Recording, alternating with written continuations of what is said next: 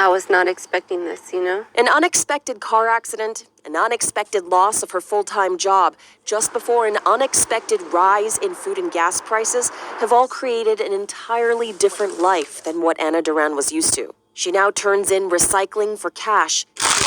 You get $137 a pound. And works part-time as a caretaker for a resident of a senior center to add to her unemployment check. But that barely covers the bills. This is my mortgage, $825.24.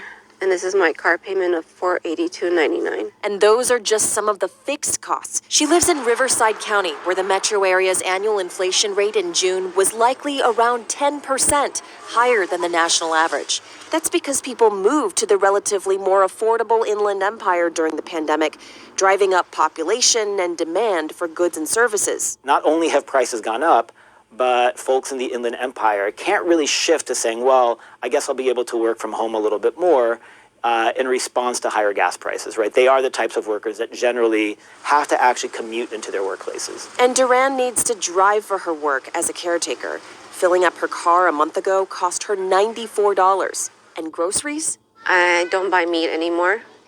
I just eat tuna.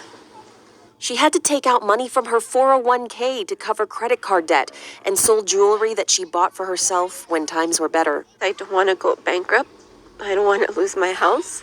I don't want to lose my independence or the little moral or spirit that I have.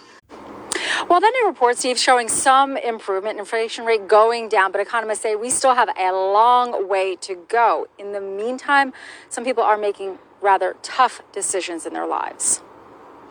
I'm a little overwhelmed every time I go in the store. I caught up with Mom Shannon Weems after her midday trip to Harris Teeter. The basic necessities like cereal, hot dogs, bologna, bread. How can you keep affording a price that keeps going up consistently?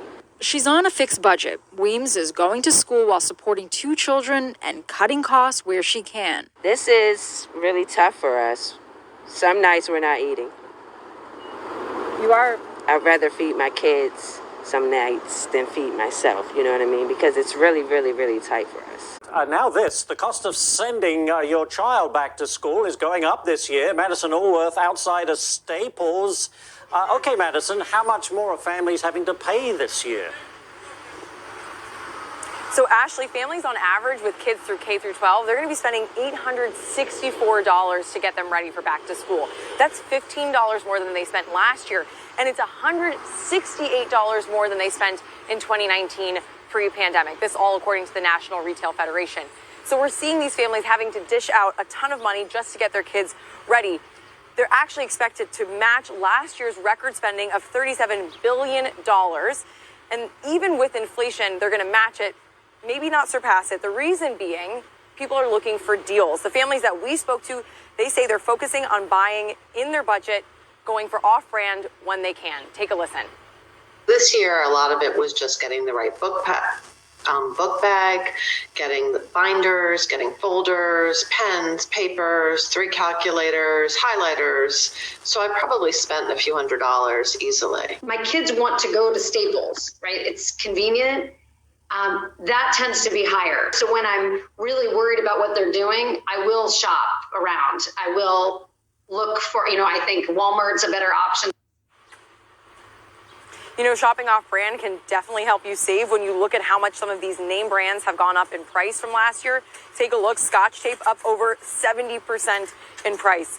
All of this leading to tough choices for family. 38% are cutting back in other areas and able to afford getting supplies for school.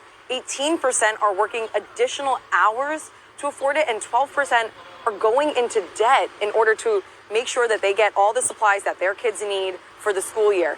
Many families have already gone back to school. Those that are not yet in session will be going back after Labor Day. But as you know, when it comes to school costs, it doesn't end when the school year starts. There's supplies needed throughout the year, sports, academics, families facing a really tough road as you get ready for a new school year.